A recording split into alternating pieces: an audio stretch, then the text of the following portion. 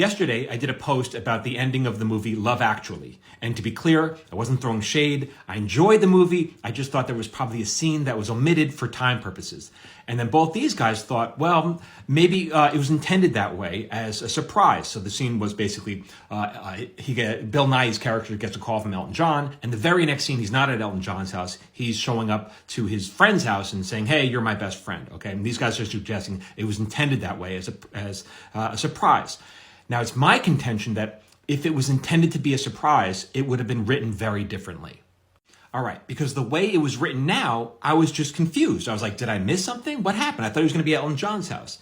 And confusing your audience and then explaining what's going on, that's not what a surprise is, okay? That's just confusing your reader or your audience. A surprise in real life and in literature requires two things: a subversion of expectation, and it builds to a pop, one moment. Okay, so let's say you're throwing a surprise party for me, and I walk up the steps to my house, the lights are out, the house is quiet, I open the door, I'm expecting the house to be empty, like a normal night at home, but instead the lights come on and everyone yells, surprise! My expectations have been subverted, and it builds to one moment, a big reveal, okay? It's not like if I came home and I see the lights on in my house, and I see people dancing in the window, I'm like, that would be weird, I'd be confused, what's going on in there? And then I open the door, and then people yell, surprise! All right, I was confused, and now you're just explaining what's going on. The surprise is over. I can't just also walk into the house and then someone yells surprise, and then I walk into the kitchen 5 minutes later, then someone else yells surprise. No, the surprise is already over. It happens at one moment. You build to one moment.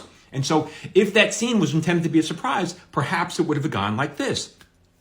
We are on Bill Nighy. He's talking to someone. He's saying, boy, this is the culmination of my dreams. I'm so happy. There's no place I'd rather be. Pull out to reveal he's not talking to Elton John, but instead talking to his best friend. That's how you pop a surprise. Instead, it's just I can't emphasize this enough, because I see this a lot with young writers or new writers.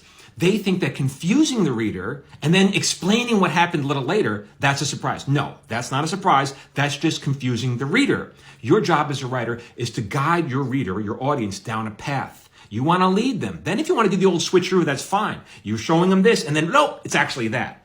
But confusing the reader is not good writing. And I contend that if you're not getting the results that you want from your readers, if you're not getting the same kind of, if people aren't receiving it the way you want, it's because of the way you're writing it. It's not your reader's fault. It's just you don't understand exactly how to write yet. If you want a little more help, I have a free lesson. You can go get it here. But that's how you write a surprise. Thank you. For more, keep following here at Michael Jamin Writer.